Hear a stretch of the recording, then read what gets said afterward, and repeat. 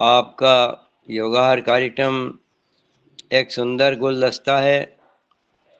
तरह तरह के विभिन्न प्रकार के सुगंधित पुष्प हैं यहाँ पर। अब ऐसे वातावरण में आकर के किसका चेहरा प्रसन्न नहीं होगा, मेरा भी होता है। तो पिछले कार्यक्रम में आपको अंकुरित अन्न के बारे में बात करी थी हमने, और उसी क्रम को थोड़ा और आगे बढ़ाना है।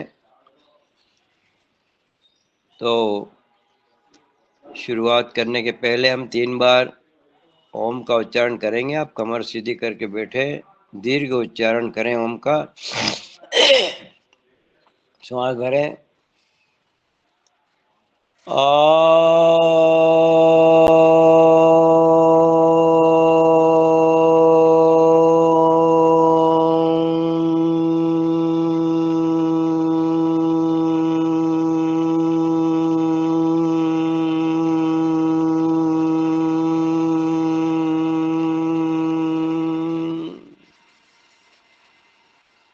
श्वास भरें फिर से।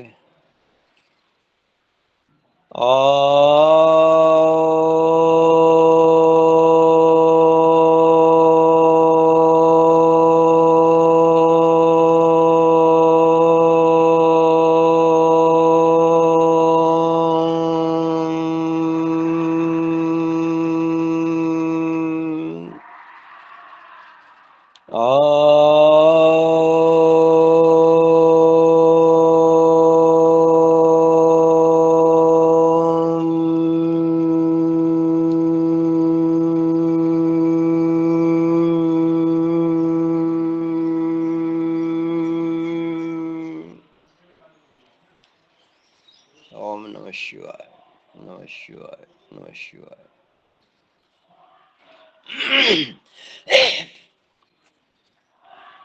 पिछली बार योगाहार कार्यक्रम में मेरा आहार मेरा स्वास्थ्य, आहार स्वास्थ्य के लिए होना चाहिए, और जीवन चलाने के लिए ये व्यवस्था परमात्मा ने हमारे शरीर में ऐसी फिट करी है कि हमको आहार की आवश्यकता होती है, भूख लगती है, और हम कुछ न कुछ खाने पीने का जुगाड़ करते हैं। शरीर मांगता है आहार को। आहार से ऊर्जा भी उत्पन्न होती है और मेंटेनेंस भी होता है। काम करते हुए हमारे शरीर के भीतर कई प्रकार की कोशिकाएं टूटती है, और उनका विषैला कचरा शरीर से बाहर निकलने का भी मार्ग बनाया हुआ है, ताकि शरीर में गंदगी इकट्ठी न हो पाए। ऊर्जा उत्पन्न होती है, उससे हमारा जीवन चले, हमारे कामकाज हों, हमारी आयु स्थिर रहे।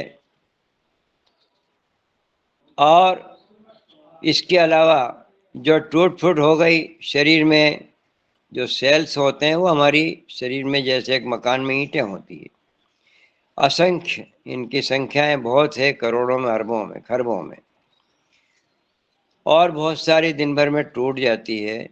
तो ये आहार के द्वारा क्षतिपूर्ति के रूप में पुनः नई कोशिकाएं बनती है। उनके लिए भी आहार चाहिए। हमारा लक्ष्य भी यही होना चाहिए कि भोजन से हमारा स्वास्थ्य अक्षुण्ण रहे, और ऐसा बनाया है आपका शरीर में भगवान ने कि यदि आप ठीक ढंग से इसका मेंटेनेंस करें तो ये तरोताजा बना रहता है पूरी उम्र भर।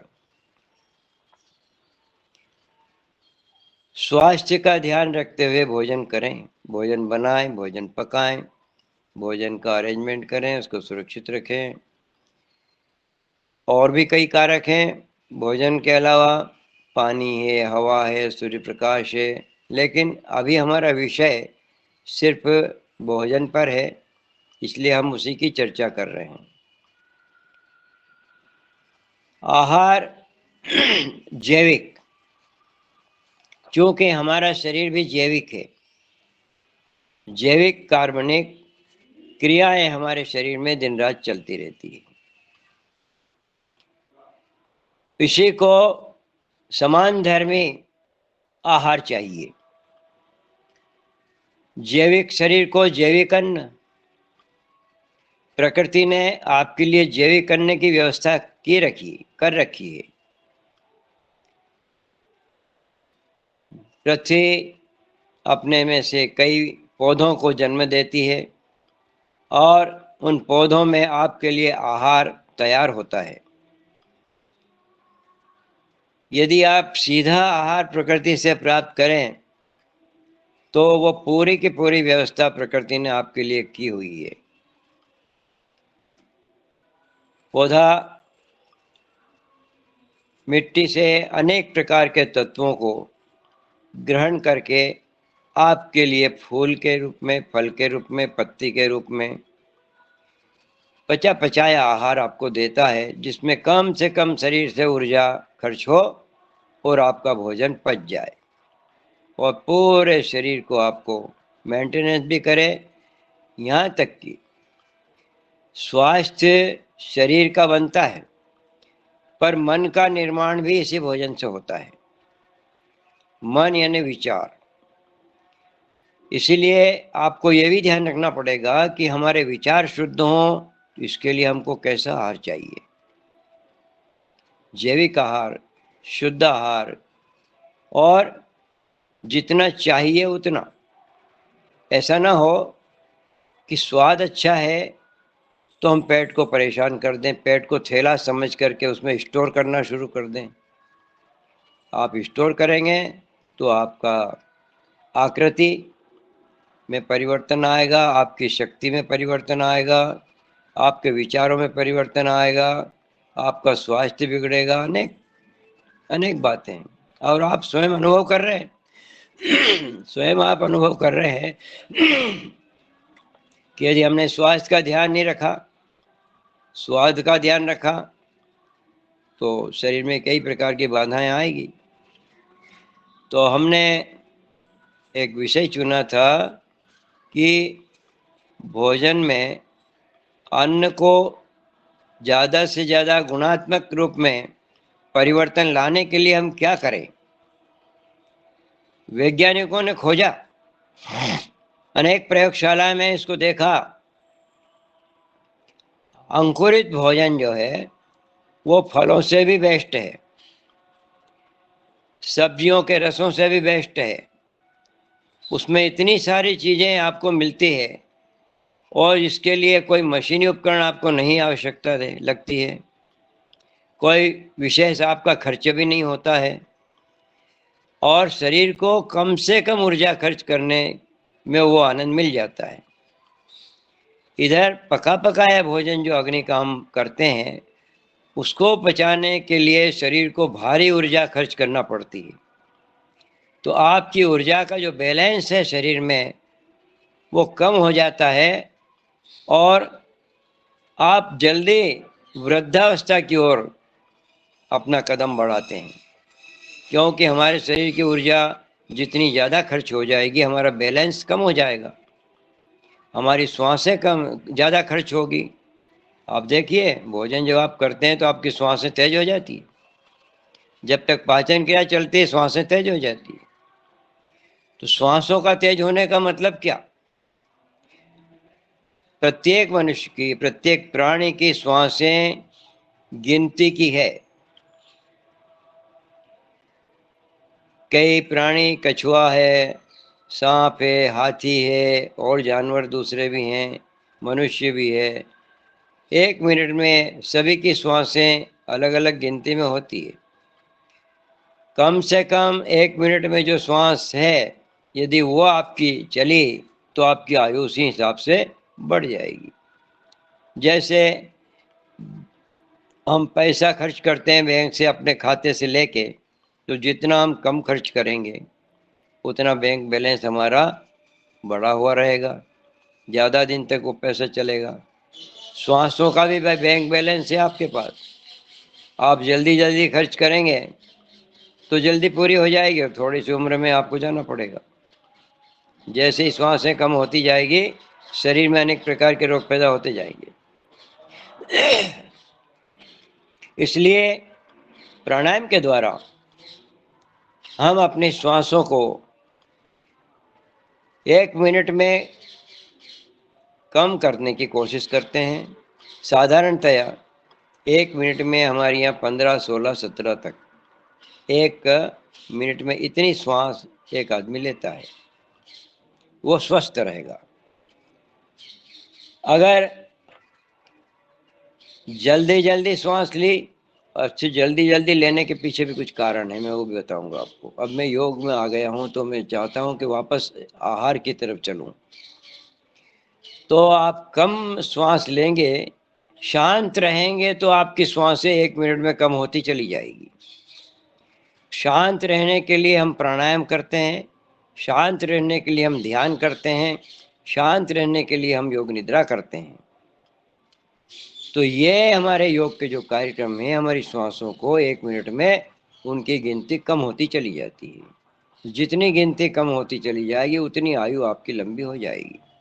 आयु लंबी होने का अर्थ ये नहीं है कि आप बीमार पड़ के आयु भोगेंगे, नहीं। आप चलते फिरते, खाते पीते, जीवन का आनंद लेते हुए आयु को पूरी करेंगे। स्वस्थ रह के आयु पूरी करेंगे। तो अब मुख्य विषय पर मैं आता हूँ। हमने बताया था आपको कि अंकुरित करने में कम से कम खर्च होता है और गुणात्मक परिवर्तन जो होता है उसको मैं एक बार फिर से रिपीट कर दूं आपके सामने।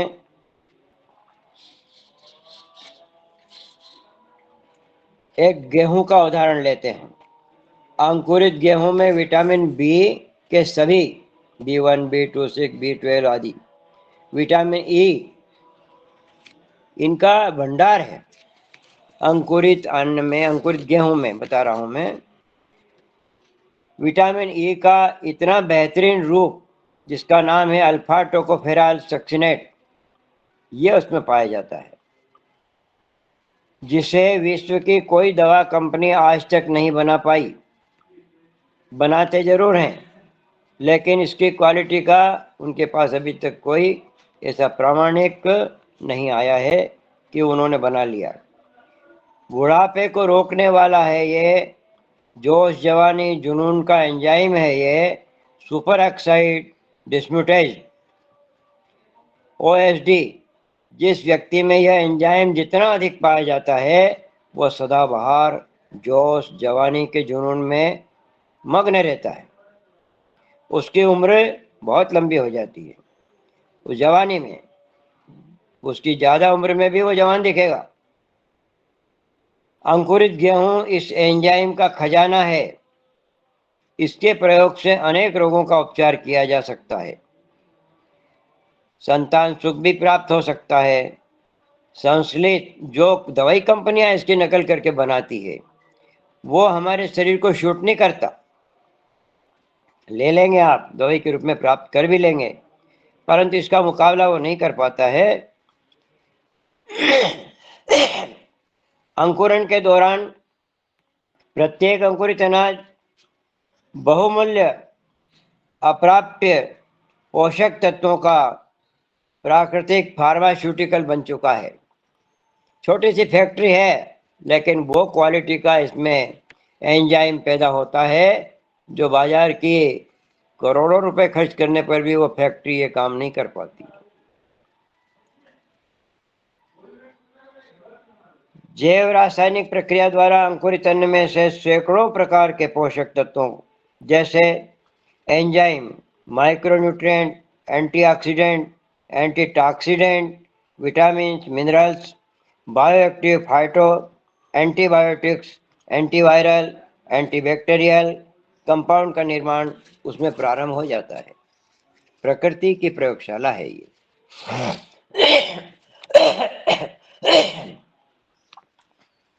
मानव जीवन के लिए अंकुरित अनाज से बेहतर एंजाइम का और कोई स्रोत नहीं।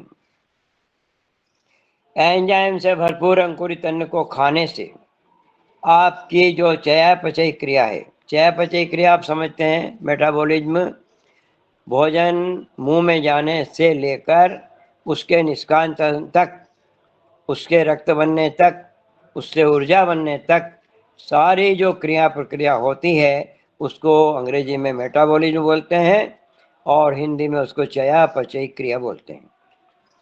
जब ये चयापचय क्रिया चलती होती है उस समय एंजाइम अपनी सक्रियता में रहते हैं, एक्टिव रहते हैं। अंकुरण के दौरान अनाजों में सभी प्रकार के विटामिन और पोषक तत्व 500 से 600 गुना तक बढ़ जाते हैं। साधारण अवस्था में जो उसमें रहते हैं, जब वो एंजाइम प्रक्रिया चलती है अंकुरण की, तो 500 से 600 गुना तक पावर बढ़ जाता है उसका। अंकुरित गेहूं में विटामिन B12, B2 चौगुना, विटामिन E 3 गुना, विटामिन B6 12 गुना। सूखे गेहूं में विटामिन C 0 होता है। आप सूखे गेहूं का आटा पिसा लो, अब विटामिन C आपका 0 लेवल पर है। वही अंकुरण के दौरान कितना बढ़ जाता है? 12 गुना। और विटामिन C 300 गुना। कैरोटीनॉइड, टोकोफेरॉल, कॉलेसिन, पॉलीफेनॉल्स चने में 540 से 1200 तक गुना बढ़ जाता है। मूंग में 440 से लेके 800 तक इतना परसेंटेज उसका अंकुरण के दौरान बढ़ता है। ज्वार, बाजरा, मडुआ यानी रागी, उसमें 590 से लेकर 1000 तक। गेहूं में 20 से लेकर 100 ग्राम, प्रति 100 ग्राम में 20 mg से लेकर 50 mg तक ये पावर बढ़ जाती है। Phytosterol, isoflavonoids, saponin, phenolic acid, phytic acid, protein kinase inhibitors, phenols, lignans, ये अनेक प्रकार के एंजाइम हैं। ये सब एंजाइम है। फाइटोएस्ट्रोजन का संवर्धन, उनकी क्रियाशीलता बढ़ जाती है।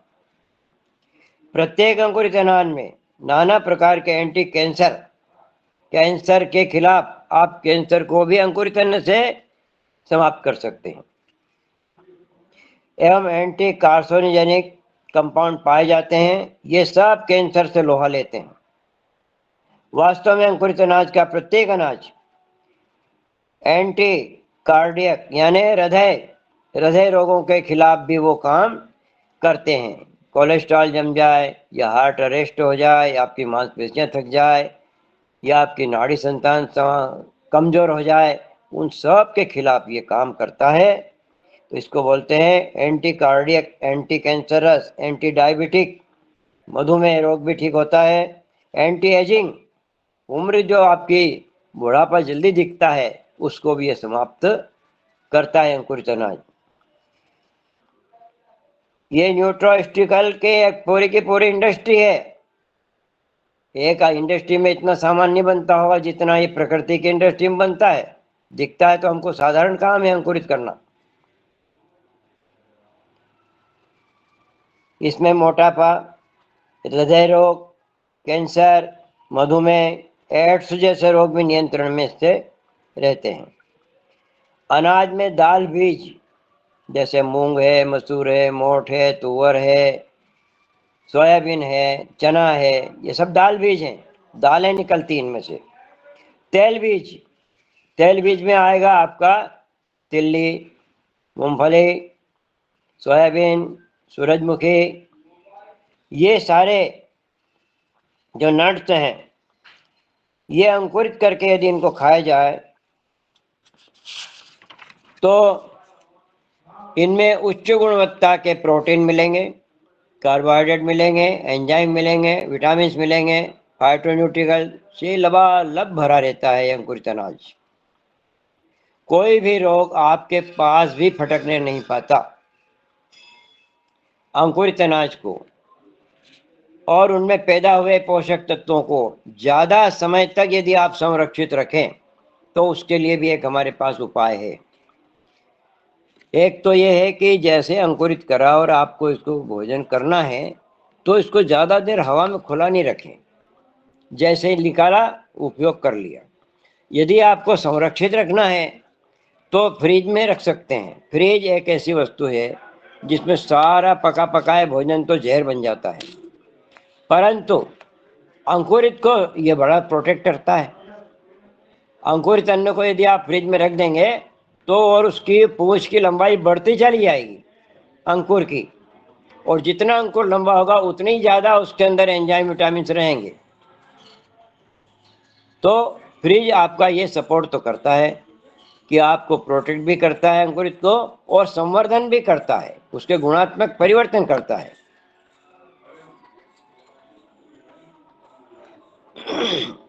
तो परिपूर्ण अंकुरण के बाद फ्रिज में अनाज को संरक्षित रख सकते हैं। उसमें अंकुरण की पूंछ और लंबी होगी, पोषक तत्व और कई गुना उसमें बढ़ जाएंगे। अध्ययन किया है, रिसर्च की है, उसमें यह फल मिला है कि अनेक प्रकार के फल और सब्जियों को यदि कोल्ड स्टोरेज में आप रखेंगे तो उनके पोषक तत्व धीरे धीरे नष्ट होते हैं, फल सब्जियों के। वहीं अंकुरित अनाज में और गुणात्मक वृद्धि होती है। अंकुरित अनाज को देर तक रूम टेम्परेचर में खुला रखने से विटामिन, खनिज, लवण में काफ़ी कमी आ जाती है, इसलिए खुले में इसको न रखें। अंकुरित अन्न नित्य नूतन जीवन है, तरोताजा है, नव यौवन का अमृत कलश है, जीवन का हर्ष है, दीर्घायु का स्पर्श है, जोश का झरना है, नव जीवन का सतत स्रोत है, जवानी का स्रोत है और रोगों की मौत है। आनंद का स्पंदन, स्वस्थ जीवन, नवीन जीवन, सुंदर विचार। विचार भी देखेंगे, आप प्रयोग करके देख सकते हैं कि देखिए आपके मन में उल्लास भरा रहेगा हमेशा। काम करने की इतनी लगन रहेगी आपके कि आप कभी चुप नहीं बैठेंगे। शरीर आपका इतनी ऊर्जावान होगा कि कोई भी काम हो तत्काल आप उसके लिए तत्पर होंगे। आलस, अंकुरित अनाज खाने वाले को आलस नहीं आता, स्फूर्तवान रहता है हमेशा। विषादग्रस्त लोग जो दुखी रहते हैं, उदास रहते हैं, जीवन में कुछ करने की इच्छा नहीं होती, उनको आप अंकुरित अनाज खिलाना शुरू कर दो। आप देखेंगे थोड़े दिन में कि वो विषादग्रस्तता से बाहर आ गए हैं और पुनः अपने जीवन में नवीन ऊर्जा का संचार होके और अच्छे कामों में वो तत्पर होते हैं। अगर आपको अंकुरित अनाज को उबाल कर खाने का शौक है तो खतरा तो है कि उसके गुणात्मक में कमी आ जाएगी, लेकिन यदि आपको उस अंकुरित को उबालना या करना है तो कितना 118 डिग्री फ़ारेनहाइट से ज़्यादा तापमान पर गर्म नहीं करें। वैसे मेरा तो कहना यह है कि आप नहीं करें। अंकुरित को स्वादिष्ट बनाने के लिए मैं तो करता हूँ, तो मैं वो भी आपको बताऊंगा कैसे उसको खाने से स्वादिष्ट बनता है। स्वादिष्ट इतना बनेगा कि आप भोजन की इच्छा ही नहीं करेंगे। फिर भी यदि ये रिसर्च वालों ने सिद्ध किया है कि यदि 118 डिग्री फ़ारेनहाइट से कम तापमान पर आप गर्म करेंगे तो कम से कम उसके पोषक तत्व बने रहेंगे ज़्यादा से ज़्यादा। जिन लोगों को अंकुरित अनाज खाने से गैस पैदा होती है, पेट दर्द होता है, तो वे लोग उसको मिक्सी में हल्का हल्का पीस लें। उसमें लहसुन, टमाटर आदि मिलाकर चटनी बनाकर, नारियल की चटनी बनाकर, दही मिलाकर, इस प्रकार से उसको टेस्टी बनाया जा सकता है। अंकुरित अनाज में नित्य नूतन यौवन भरने की अकूत क्षमता है। दीर्घायु, आरोग्य, शौर्य, शक्ति, साहस का अनंत बल है इसमें, क्योंकि अंकुरित अनाज प्रकृति और परमात्मा की प्रयोगशाला में बना है। परमात्मा की प्रयोगशाला, मनुष्य कहाँ बना है? परमात्मा की प्रयोगशाला में बना है। और अंकुरित अनाज वो भी परमात्मा की प्रयोगशाला में बना है। तो ये सजाती है ना, ये हमारे आहार है। अब एंजाइम की बहुत बात की मैंने, मैं थोड़ा सा एंजाइम के बारे में आपको बताना चाहता हूँ कि एंजाइम क्या होता है। हमारे यहाँ बहुत से चिकित्सक बैठे हैं, वो तो समझते होंगे कि एंजाइम क्या होता है, क्या काम करता है। तो फिर भी एंजाइम के बिना प्राणी की मौत निश्चित है। अगर एंजाइम नहीं होगा तो बहुत सारे रोग आप पर आक्रमण कर देंगे और जीवन लीला आपकी समाप्त कर देंगे। एंजाइम मनुष्य के लिए, शरीर के लिए, उसके प्राण के लिए जीवन है। एंजाइम का खजाना है अंकुरित अनाज। एंजाइम की सक्रियता, गुणवत्ता और मात्रा पर आपका जीवन निर्भर करता है। एंजाइम की कमी अगर हो गई तो कोशिकाएं टूटती रहेगी, फिर पुनः निर्माण नहीं होगा और सतत जीवन प्रक्रिया कम हो जाएगी आपकी। फ्री रेडिकल्स एक शब्द है।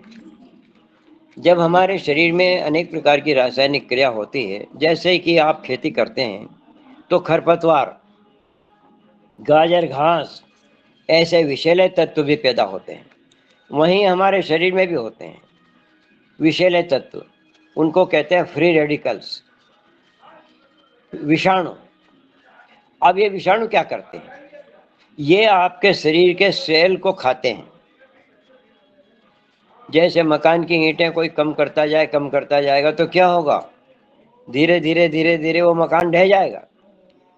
आपके शरीर की यदि सेल्स उनको वे फ्री रेडिकल्स खाने लगेंगे तो शरीर एकदम आपका डाउन हो जाएगा, अनेक प्रकार के रोग हो जाएंगे। तो क्या होता है, हमारे अंकुरित अनाज में जो एंजाइम है, ये एंजाइम उन फ्री रेडिकल्स को समाप्त करते हैं,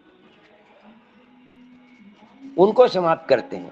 जो आपके शरीर के दुश्मन हैं, आपके जीवन के दुश्मन हैं, उनको ये एंजाइम समाप्त करते हैं और आपकी जो रासायनिक, जैविक रासायनिक क्रियाएं हैं शरीर में होने वाली, उनको बराबर सतत चलाते रहते हैं।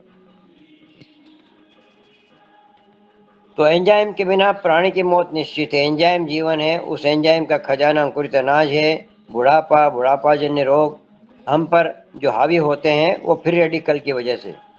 कोशिकाओं का जीवन खत्म होने लगता है।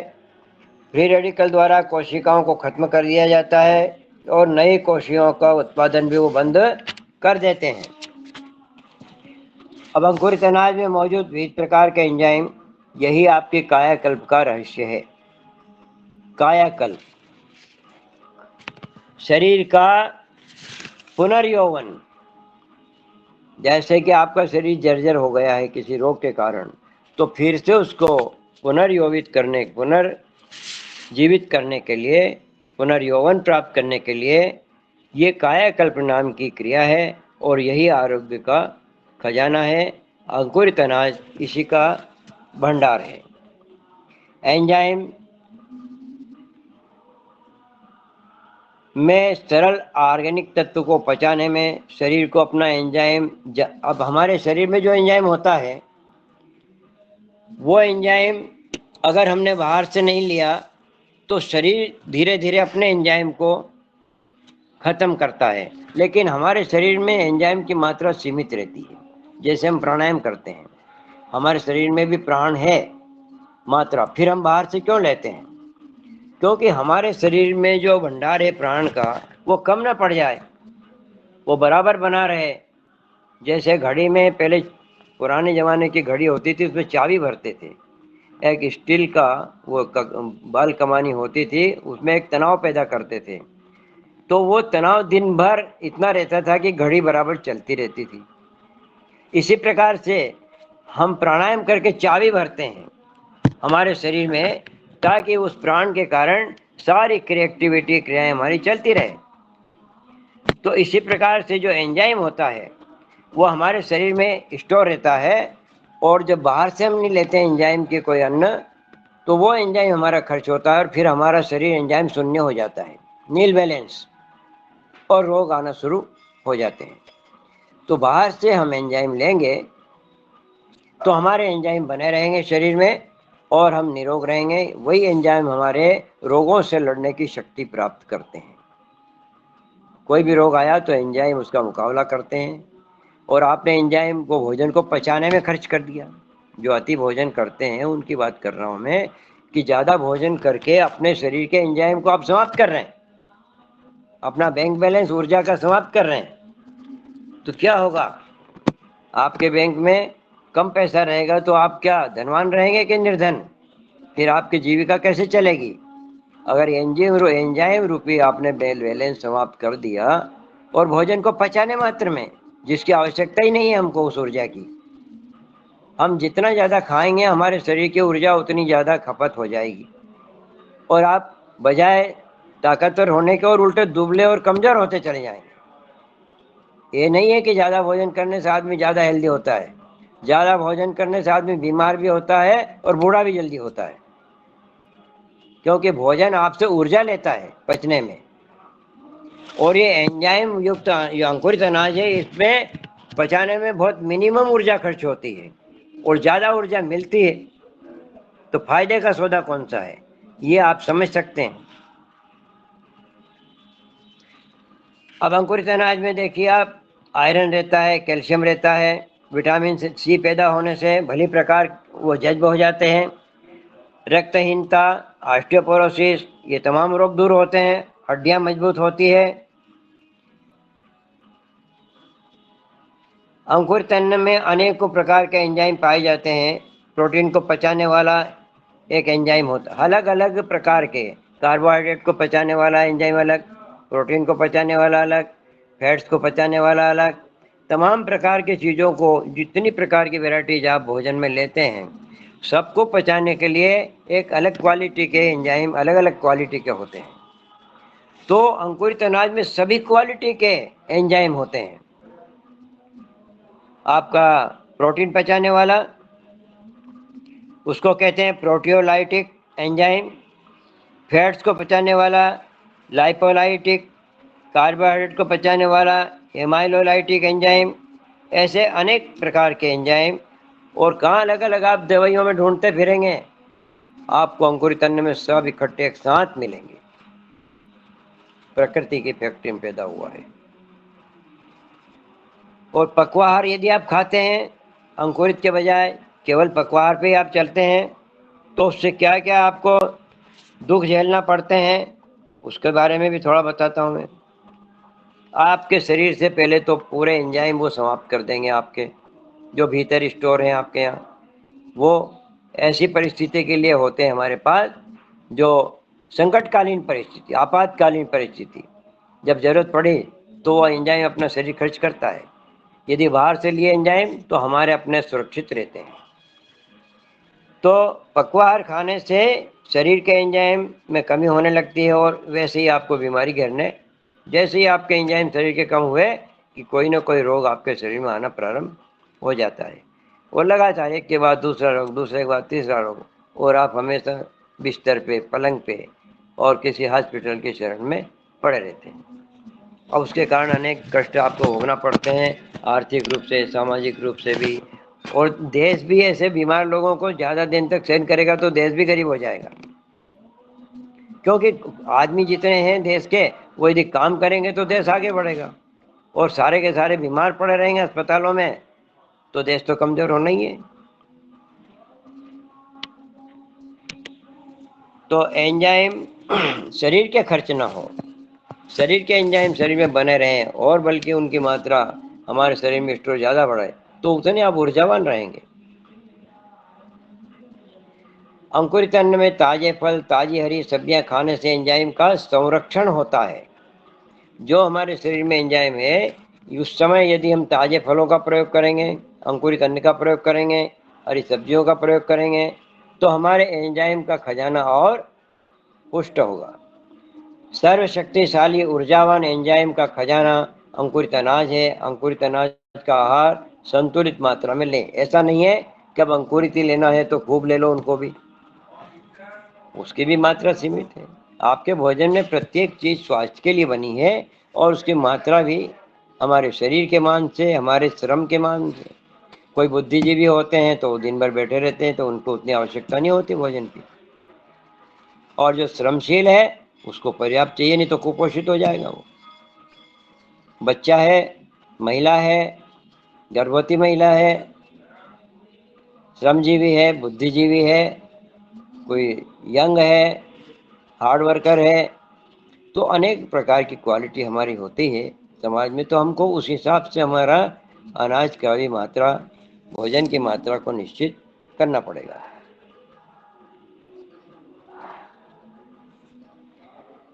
एक बात और,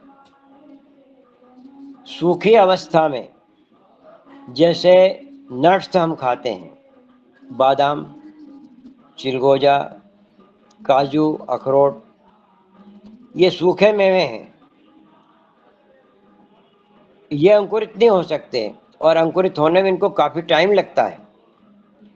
तो क्या करना, इनको यदि आप भिगो के खाएंगे, गला के, जैसे बादाम को हमने गलाए, काजू को गलाई, अखरोट गलाए, चिलगोजा, ये जितने सूखे मेवे होते हैं, किशमिश, सूखी मात्रा में इनमें विटामिन कम होते हैं, वहीं गलाने के बाद इनमें विटामिन की मात्रा बहुत बढ़ जाती है। तो अंकुरित भले ही ना हो, लेकिन उनको मात्र गलाने से भी उनमें बहुत सारे मिनरल्स बढ़ जाते हैं, बहुत सारे एंजाइम बढ़ जाते हैं, बहुत सारे विटामिन बढ़ जाते हैं, और पचने में भी वो सुपाच्य हो जाते हैं। सूखी अवस्था में खाया गया नट्स, मेवे आपको 50% भी फायदा नहीं करते, और गला के खाए तो 100 से 200 गुना तक फायदा आपको करते हैं। एक कीवी फल होता है, कीवी सभी जानते हैं, खाते भी होंगे। अभी अभी एक अध्ययन हुआ है इस पर, रिसर्च, तो उसमें फायदा क्या करता है शरीर को, विशेष रूप से फायदा, हमारे रक्त में एक एलडीएल नाम का कोलेस्ट्रॉल,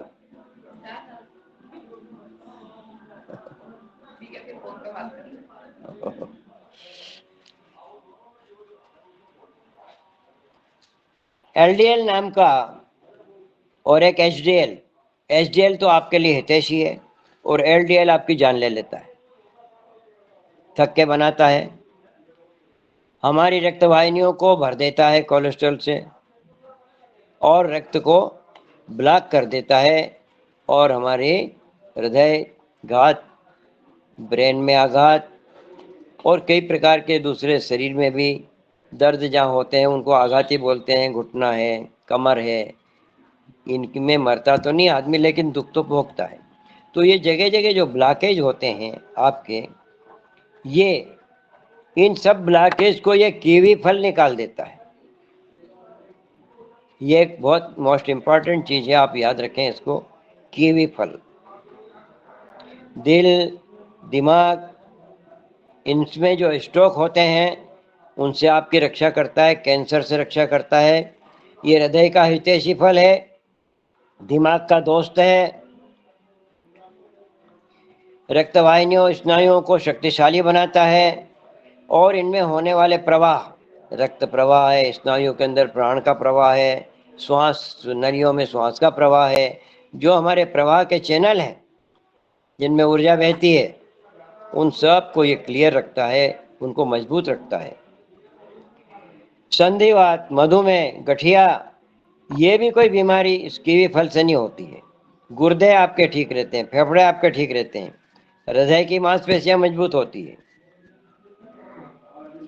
तो एक ये फल, एंजाइम के लिए हमने आपको अंकुरित अन्न बताया है, उसी संरक्षण का तरीका बताया है, कैसे वो काम करता है, भोजन को पचाने में कम से कम ऊर्जा लेता है।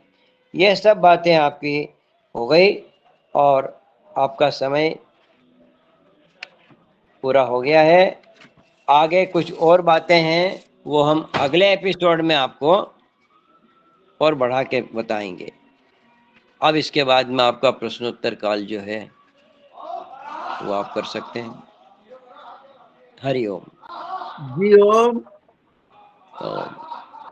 कल सर महाशिवरात्रि पर सुबह सुबह आपकी बहुत याद आई। हमने कहा भाई सोनी दादा उपवास करना है। हाँ।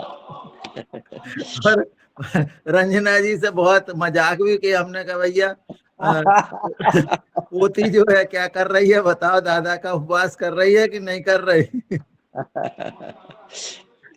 बिल्कुल, दादा का उपवास भी तो किया है कल।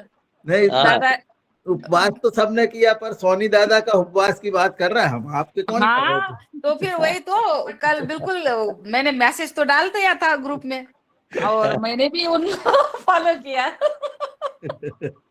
अब ये कह बस रहा मैं हूँ, आपकी बहुत याद आई, उसके लिए हाँ बहुत बहुत धन्यवाद। दूसरा, कीवी फल वालों ने आपको कितना वो दिया है विज्ञापन करने का, बगीचे वालों ने ये भी बताया। और हाँ उससे जो आपने एंजाइम की बात की है, हम लोग हाँ ने जो हमारे जो कृषि में जो लोग आए, उन्होंने ये भी कहा कि यदि इन फलों को आप अंकुरित करके यदि कृषि में इसका उपयोग करते हैं, तो उसमें फलों फूलों और फलों की मात्रा भी बढ़ती है। इसमें हाँ आपका क्या विचार है? जी हो प्रणाम। हाँ। ये जैसे खेती वाला मामला है, इसका मैंने कुछ प्रयोग तो कर नहीं पाया, मैं इससे दूर ही रहा हूँ, पर फिर भी सुना है कि जो अंकुरण है ये अपने आप में एक ऊर्जावान प्रक्रिया है। चाहे वो फलों में अंकुरण हो, बीजों में अंकुरण हो, और वो जैविक हो जाते हैं ना, सुप्त अवस्था में सूखे फल सुप्त अवस्था में रहते हैं। जैसे ही उनको अपन ने गलाया और अंकुरण की प्रक्रिया शुरू हुई कि ऊर्जा उनकी कई गुना बढ़ जाती है। आप सूखे फलों को 100 ग्राम 10 ग्राम 20 ग्राम खाएंगे ना, तो अब आपको 100 गुना कर दीजिए उसको, इतनी मात्रा में मान लो आपने खाया, यदि आपने उसको अंकुरण किया, गलाया तो ये तो प्रक्रिया स्वयं सिद्ध है और आप करके देख सकते हैं। ये भी नहीं है कि हम इससे कोई दूर है, हम अपने घरों में रोज प्रयोग कर सकते हैं इसको। अब उपवास, उपवास का एक अलग चैप्टर है, मैं उसके बारे में भी बात करूंगा आपसे। उपवास का उपहास नहीं उड़ाया जाए। आजकल होता क्या है, उपवास का उपहास करते हैं। वो उपवास बेचारा चिढ़ता है, आप उसका नाम लेकर के और मनपसंद चीजों का आहार लेते हैं और उससे कहते हैं हम तेरे को उपवास आज कर रहे हैं। तो उपवास का उपहास नहीं उड़ाया जाए। शिवरात्रि हो या कोई भी माध्यम हो, और ना हो तो हम तो अब सप्ताह में एक दिन हमारा चुन लें। अब देखिए उपवास हम क्यों करते हैं। हमारा शरीर 5 तत्वों से बना है, जल, पृथ्वी, वायु, अग्नि और आकाश। तो ये उपवास आकाश तत्व है। आकाश तत्व बढ़ता है उपवास करने से, और जब आकाश तत्व होता है वहां स्फूर्ति, उल्लास, प्रसन्नता ये सब आ जाते हैं। उपवास करने से जैसे ही आकाश तत्व बढ़ता है, बीमारियां बाहर भग जाती है। तो पांचों तत्वों का बैलेंस करने के लिए हम ज्यादा से ज्यादा मात्रा में पृथ्वी तत्व लेते हैं, अर्थात अन्न, ठोस, ये पृथ्वी तत्व है। तो भारी शरीर का ऐसे होता है पृथ्वी तत्व से। तो 7 दिन बनाए हैं आप सप्ताह में, आप उनको मैनेज कर लीजिए। एक दिन बिल्कुल उपवास का मतलब तालाबंदी, उपवास का उपहास नहीं उड़ाया जाए। हाँ बोलिए। अशोक पटेल भैया का हैंड राइज है। हाँ जी ओम। जी ओम। जी। हाँ, मैं बोल रहा हूँ आकाश तत्व जो है जिसका जन्म हुआ उस हिसाब से आकाश तत्व होता है, तो आकाश तत्व को जागृत करने के लिए क्या क्या करना पड़ता है?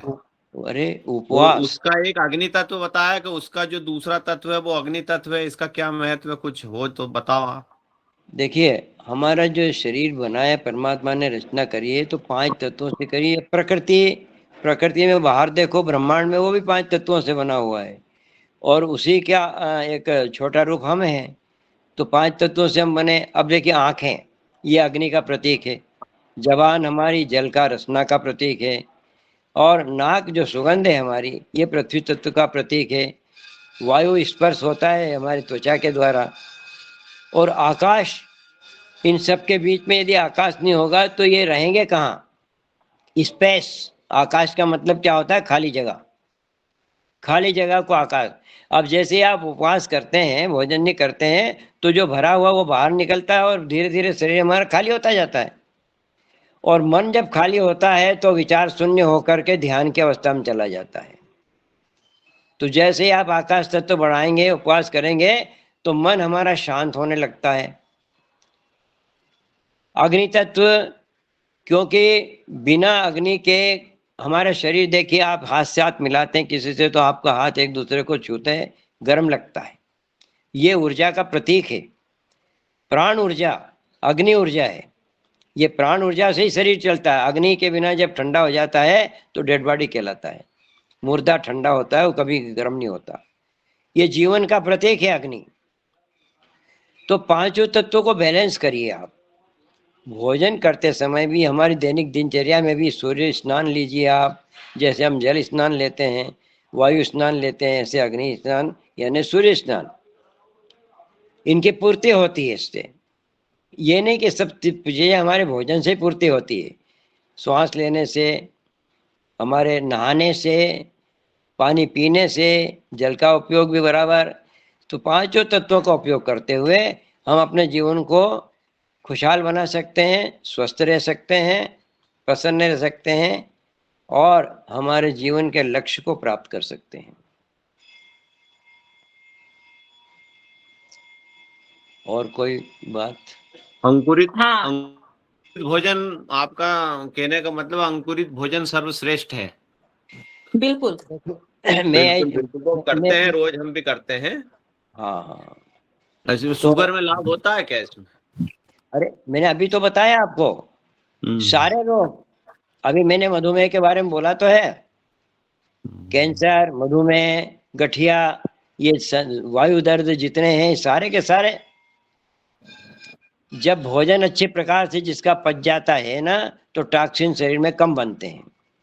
वो सारी उसकी ऊर्जा बन जाती है, रक्त बन जाता है। मटेरियल बचेगा ही कहाँ आपके पास में।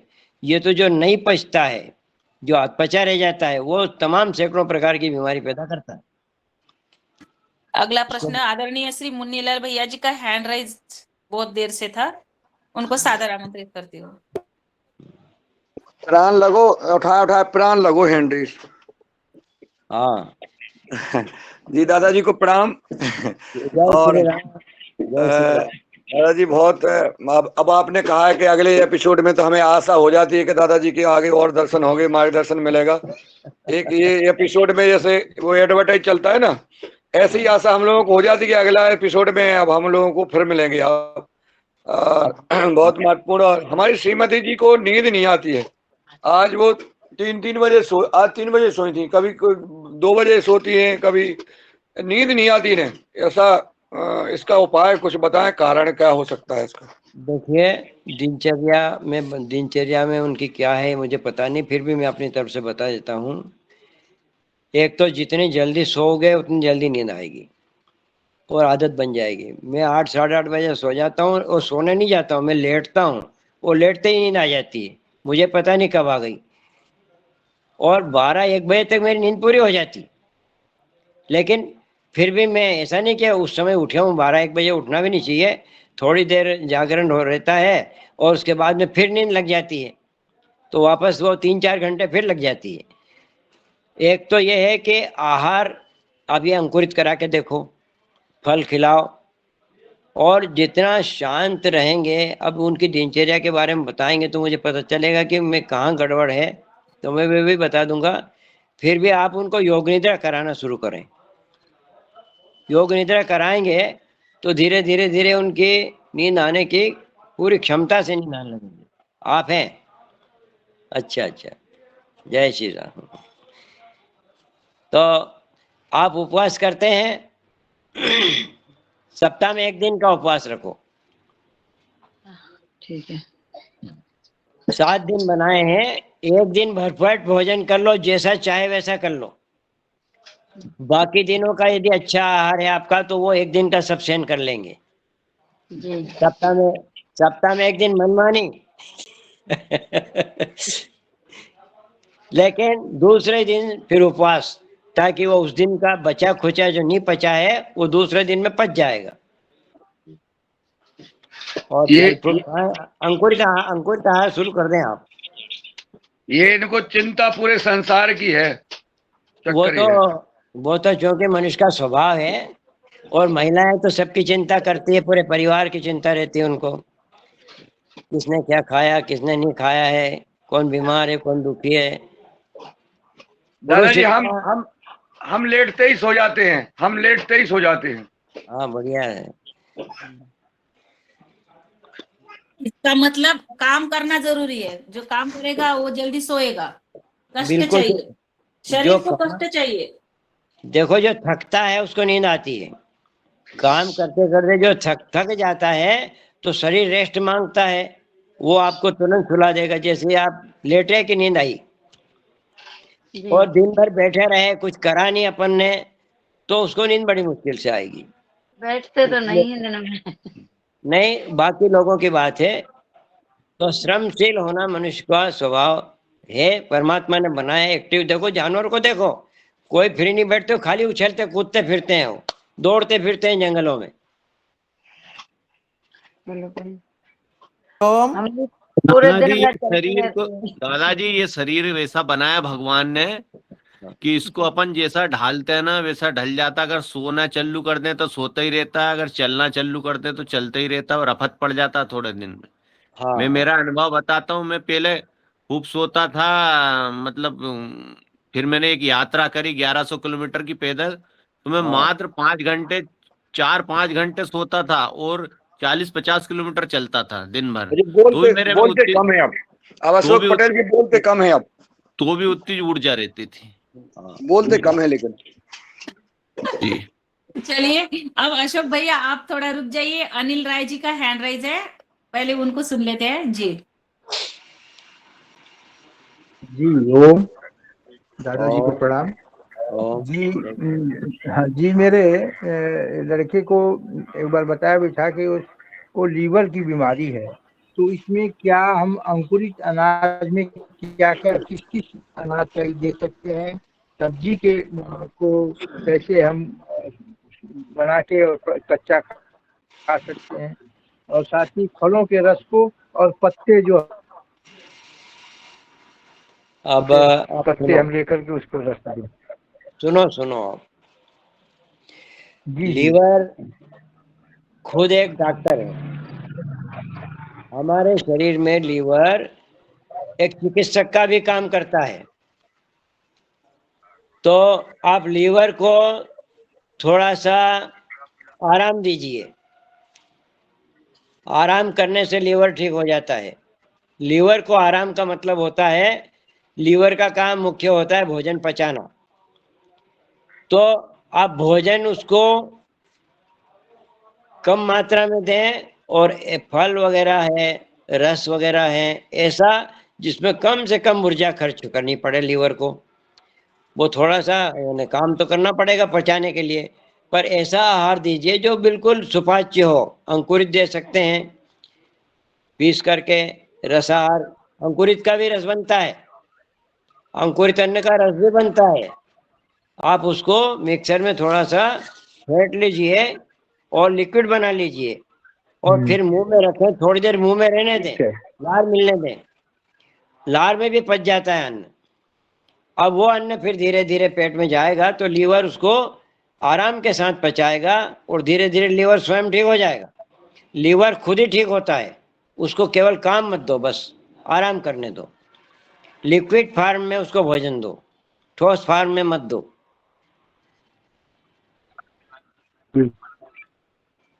और जी बोलिए। आगे आदरणीय, मेरा आखिरी प्रश्न है। आगे आदरणीय प्रदीप राज वर्मा जी, एक मिनट रुक जाइए।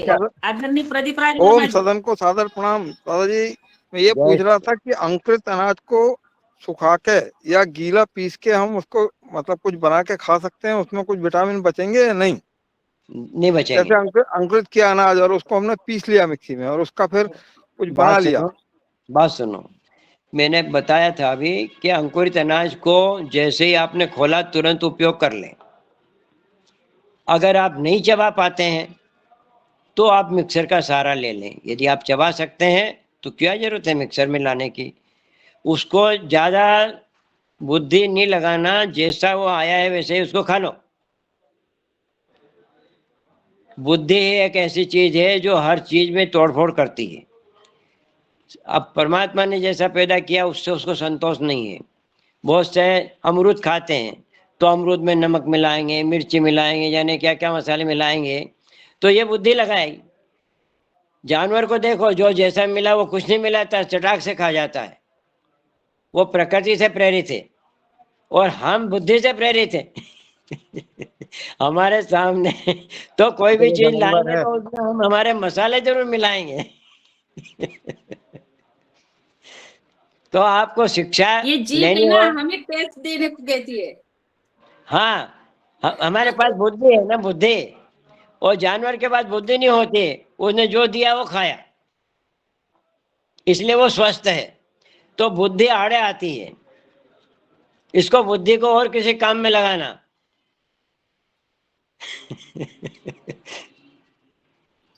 धन्यवाद। जी बहुत सुंदर। और आगे आगे हमारे रमेश चंद्र मेहरा जी भाई साहब फिर से कुछ पूछना चाहते हैं जी। दादाजी ये बताओ, ये जो हाँ। उपवास के बाद पूरियां खाने का चलन कहाँ से शुरू हो गया? क्या क्या खाना? ये तेल में पूरी बना करके खाना, पूरी पूरी। ये चलन कहीं से होगा, हमारे यहाँ ऐसा चलन नहीं है। देखो, उपवास करना उससे ज्यादा खतरनाक होता है उपवास तोड़ना। बहुत खतरा रहता है तोड़ने में, जी क्योंकि आदमी भूखा रहता है, टूट पड़ता है एकदम। जी। तो वहाँ संयत रहना पड़ेगा आपको। यदि आपने उपवास किया, इसका मतलब आपके शरीर के सारे अंग जो हैं वो अपना काम छोड़ने के, खाने पचाने की आदत छोड़ चुके हैं। जी। अब जैसे आप सो के उठते हैं तो एकदम दौड़ने लग जाते हैं क्या? नहीं। हाँ, तो ऐसा ही है। अब जैसे उपवास समाप्त हुआ है तो दौड़ने की कोशिश नहीं करें, भोजन को देख करके टूट नहीं पड़े। जी सबसे पहले उसमें ऐसा आहार दें जो आपके मल को निष्कासन करे। जी। फाइबर युक्त आहार, जैसे फल। जी फल से उपवास तोड़ें, रसाहार से उपवास तोड़ें। और अन्न में यदि पका हुआ लें तो पहले उबला हुआ लें। जी। उबली हुई दाल है, मूंग की, उबली हुई पालक है, उनके सूप को लें। वो क्या करेंगे, भीतर आंत में जाकर के जो उपवास के दौरान आपके आंतों में जो मल जमा है ना, वो उखड़ता है। जी। वो जमा हुआ मल बाहर जाने के लिए तैयारी करता है उपवास के बाद। तो सबसे पहला आहार हमारा वो हो जो उस जमे हुए उखड़े मल को बाहर निकाल दे। मल निष्कासन के लिए भी आहार होते हैं, जैसे अमरूद, नाशपाती का रस, मकोई का रस और बेल फल का रस। ये हमारे मल को निष्कासित करते हैं, आंतों को साफ करते हैं। तो पहला भोजन उपवास के बाद वो होना चाहिए जो हमारे मल का निष्कासन कर दे। ऐसा नहीं कि सुपाच्य भोजन, वो बात की बात है। पहले कचरा साफ करने के लिए, उपवास के दौरान आपके शरीर में जितना कचरा होता है वो जल जाता है। जल करके वो बाहर नहीं निकलता, वो आंतों में इकट्ठा रहता है। तो पहला काम हमारा होता है उसको, जले हुए को बाहर निकालना। तो बाहर निकालने के लिए नाशपाती का रस, अमरूद, उसको पीस करके उसका जूस बना लो, फैट बना लो। गाजर का रस, ये रस जो है हमारे मल को निष्कासित करते हैं, आंतों को साफ कर देंगे। फिर धीरे धीरे आप सुपाच्य भोजन करें, जो मुलायम भोजन है, कठोर भोजन नहीं करें। तो उपवास तोड़ने की भी एक विधि है, वो कभी उपवास के प्रकरण में पूरा बताऊंगा मैं।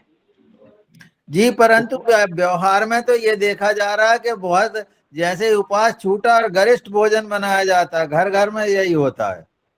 तो वो देखने के लिए ठीक है, आपको करने के लिए नहीं है। जी। आप देखो दूसरों को, लेकिन अपने लिए मत करो। जी जी जी जी। अगर कोई करता है तो उसको देखते रहो। हाँ ठीक है। अगर मंदिर में जाना है, प्रसाद लेना है, तो फिर दादाजी मंदिर में जाकर प्रसाद लेना है तो? नहीं, देखो, अब ये हमारे यहाँ प्रसाद की परिपाटी है, तो प्रसाद कितना होता है? पेट भर तो होता नहीं। वो तो प्रसाद का मतलब ये है कि एक सीमित मात्रा में होता है, ज्यादा से ज्यादा वो 1 चम्मच होगा, 2 चम्मच होगा, उससे पेट थोड़ी भरेगा। नहीं नहीं, भंडारा रहता है, भोजन भी रहते हैं मंदिरों में, तो लगता है सबको कि चलो थोड़ा सा मंदिर का प्रसाद ही है तो ले लेते हैं। अच्छा, और ये ऐसा भी साबूदाने की बताया है। खिचड़ी बहुत भंडारे चलती। बहुत चल रहा है, भंडारे, ये भंडारे की बोल रही, सही बात। ये भंडारे हो ना, देखो, आदमी तो भंडारे में घूम रहे हैं बहुत ज्यादा। जी ओम। देखो मैं आपको बताता हूँ, जैसे भोजन के भंडारे होते हैं मंदिरों में, तो बड़े बड़े अस्पताल में पलंग लगे हैं किसके लिए?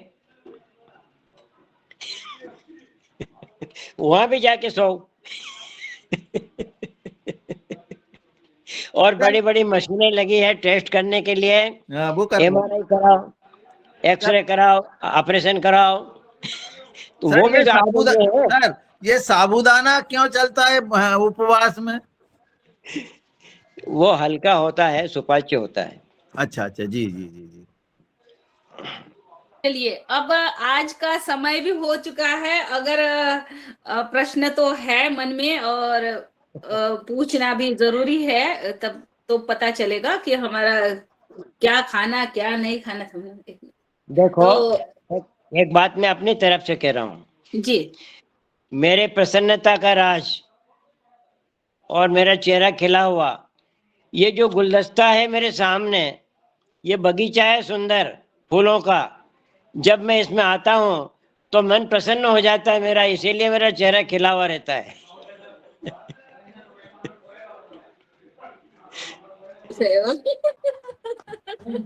और और दादाजी ने, पता है आप सबको बताती हूँ कि 25 दिन अंकुरित ही खाकर उन्होंने 25 दिन बिताए।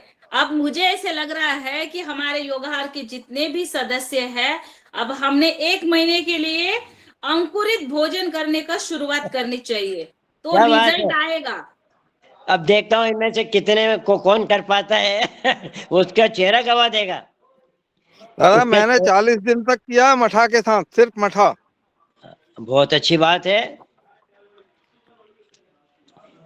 बहुत उसका दादाजी फर्क पड़े। ये बसंत फायदा ऋतु में क्या कौन हुआ? से आहार लेना चाहिए अपने लिए? ऐसा नहीं, फायदा क्या हुआ? क्या क्या ये बताओ तुम। क्या बताएं, क्या ये पूछा? बसंत ऋतु में कौन से आहार लेना चाहिए अपने लिए? ये मैं मीठा आपको लेना चाहिए, तीखा लेना मैं चाहिए एक मिनट, मैं ऋतुचर्या का भी एक दिन चैप्टर लूंगा। ऋतुचर्या, उसमें आपकी जितनी ऋतुएं हैं वर्ष भर में, उनके अलग अलग आहार बता दूंगा आपको, सभी ऋतुओं का जी बता दूंगा एक चाहिए। साथ। कल कंटिन्यू करेंगे हम इसी विषय को। कहा भी बेटा मेरी क्लास है यार। वो अभी क्लास वाले मेरे पास आए थे कि क्या इधर नहीं आ रहे हो। आपने आपने जो समय चुना है ना, वो समय मेरा ऐसा है टिपिकल कि उसी समय मेरी क्लास भी रहती है। तो रात्रि का समय चुन लें सर। एक दिन हाँ एक दिन बहुत अच्छी शाम का बात। ले लें, शाम का। रात्रि बिल्कुल। का समय चुन लीजिए। हाँ हाँ, एक बना लीजिए आप ऐसा कार्यक्रम। ठीक है। जी वहां तो बिल्कुल रात्रि, हाँ, रात्रि का समय ले लेते हैं हम, और उसी दौरान कुछ और भी चर्चा होती रहेगी हमारी। हाँ, जो भी बिल्कुल। छोटे छोटे प्रश्न हैं, वो हमारा जो भी समाधान है वो रात की इसमें कक्षा में हो तो जाएगा। कल 7 से 8 आप ये कक्षा प्रारंभ कर दें आदरणीय रंजना जी। नहीं मेरा जी 7 से 8 नहीं, 8 से 9 रखो।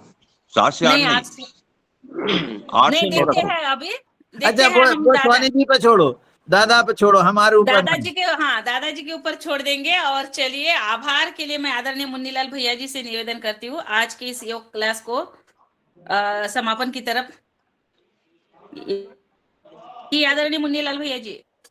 जी धन्यवाद बहन जी। आज हमारे प्रथम सत्र में आदरणीय योगाचार्य दुर्गा रैंडाली जी ने बहुत सुंदर योग कराया, और दूसरे सत्र में आदरणीय दादाजी की तो बात ही अलग है। दादाजी आए और हम सब योगाहार में छाए, सुख खुशी छा जाती है, दादाजी आ जाते हैं तो। और इनकी मुस्कान, और ये बिल्कुल सज धज के आए थे, बढ़िया बढ़िया सफेद सफेद बालों पे दोनों हाथ फिर रहे थे ऐसे ऐसे। पहले जुल्फे होते और वो करते कंगी अंगी ऐसे करते थे, हाथ फेरते थे पुराने आदमी। तो हमें याद आ गई अपने पिताजी की, बिल्कुल सेम जो है, बिल्कुल पूरे बाल सफेद थे उनके, बढ़िया खूब तेल लगाते थे, इतना तेल पोत लेते थे वो कि चमकता था पूरा। और सफेद कपड़े बिल्कुल फक। दादाजी को देख करके मस्त मन प्रसन्न, आधी ऊर्जा तो आ ही जाती है दादाजी को देख कर। दो आदरणीय मुन्नीलाल भैया जी, दो है, एक रमेश चंद्र मेहरा जी भी है, इनको कहाँ छोड़ रहे हैं? मेहरा जी थोड़े गड़बड़ कर देते हैं, क्या है ये थोड़े से बच्चे जो है ये जो है क्या करना चाहिए अभी आज। रहे इनके लिए अभी शब्द ढूंढेंगे। उजड़ गए भाई, कक्षा के उजड़ नहीं गए। नहीं नहीं, अब वो बच्चे क्यों उधर है, के- दादाजी की उम्र उधर के ज्यादा बच्चे। है, दादाजी की उम्र है 84 की और इनकी अभी हाँ। थोड़ी कम है, इसलिए ये अभी तक ऐसे है थोड़ा सा हाँ। तो बड़ा आनंद आता है। ऐसी क्लास बहुत कम देखने को मिलती है, शायद हमें नहीं पता, दादाजी कई क्लासों में जाते हैं, हम तो चूंकि ज्यादा में नहीं जाते हैं, लेकिन हमें तो नहीं दिखती है कि ऐसी जो व्यवहार कार्यक्रम मन की बात होती है, बिल्कुल आत्मा ही है। मतलब अगर किसी को कष्ट है तो लोग रो देते हैं दादाजी, अगर कोई खुश है तो दादाजी प्रसन्न हो जाते सब लोग बिल्कुल। मतलब इतना परिवार, ऐसा परिवार शायद ही, मतलब एक उसकी क्वांटिटी से मन लेना देना नहीं है, क्वालिटी से लेना देना है, और जो क्वालिटी वाकई में बहुत अच्छी है। और आप जैसे महान पुरुषों का सानिध्य मिलता है, स्नेह और प्यार मिलता है, उसका कारण है कि हम लोग जो है इस भाव को जी पा रहे हैं, इस भाव में और रह पा रहे हैं, और एक व्यवहार कार्यक्रम चल पा रहा है। बहुत बहुत प्रणाम, शब्द नहीं हमारे पास, बस मैं प्रणाम करता हूँ। और ये रंजना जी बहुत मेहनत कर रही हैं, इसमें भी कोई दो राय बात नहीं। व्यक्ति की ज्यादा तारीफ करने से डर लगता है, इसलिए जो है हम ज्यादा नहीं बोलते हैं, परंतु इसमें आप लोग जो भी काम कर रहे हैं बहुत जिम्मेवारी से कर रहे हैं। और मैं चाहता हूं कि ईश्वर से प्रार्थना करता हूं, आज महाशिवरात्रि का पर्व है, कि सभी स्वस्थ रहें, सुखी रहें, प्रसन्न रहें। सब एक दूसरे को दुआ तो करते ही हैं, बस थोड़ा सा ऐसी बात कर लेते हैं, दादू से कर लेते हैं, अशोक भैया से या अन्य से मजाक में कर लेते हैं, करना भी चाहिए। परंतु स्वामी जी महाराज जी तो उस मंच से मजाक करते हैं जिसमें 200 देश लाइव देखते हैं, तो क्या होता है कि मन थोड़ा सा अच्छा हो जाता है। तो इसलिए चलता रहता है, करता रहता। दादाजी का आशीर्वाद बना रहे, और जुड़े हुए सभी भाई बहनों को प्रणाम करता हूँ, वंदन और नमन करता हूँ। ओम। बहुत बहुत धन्यवाद। बहुत बहुत धन्यवाद आपका भी, और जय श्री राम। हरि जय ओम दादाजी। जय श्री हरिओम। हरि ओम। हरिओम हरिओम। लोग भैया कम बोलते हैं, लेकिन कहाँ गए?